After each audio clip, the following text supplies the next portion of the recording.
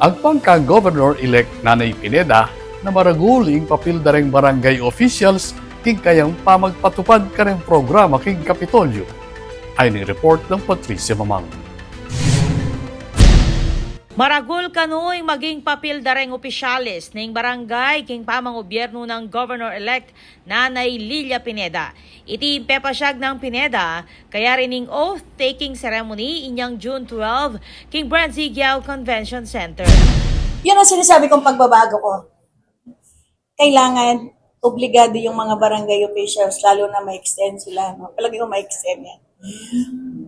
Kailangan ko silang tututukan. Kasi ang nangyayari, hindi ako masyadong, gusto ko, kung hindi ko man mo 100% yung healthcare ko sa medical ko, gusto ko kahit na mga 70% lang.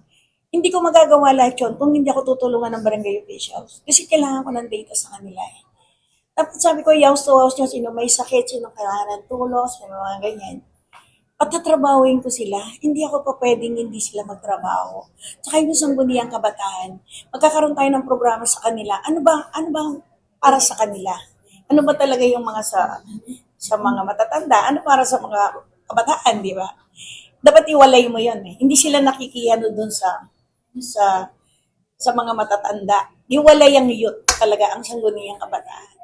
Reng barangay officials, asahan kanong responsabli. Kareng marakala proyekto ning Kapitolyo. Kabang reng mayors o reng alkalde naman, dapat kanong pasiknangan ing pamanagkat kapitalista king karelang balen.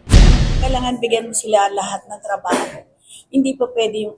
Tapos yung mga sangguniang bayan naman, at saka yung mga mayors, hilingin ko sa kanila na sabay-sabay kaming mag-isip. Ano ang magpapabor para umunlad yung bayan mo? Ano ang gagawin mong ordinansa? Yung ordinansa sa resolution hindi masyadong makakano yun eh. Paano mo maibebenta yung lugar mo, yung bayan mo, para umunlad? Sinong imbitahin mo na makaka-invest sa bayan mo?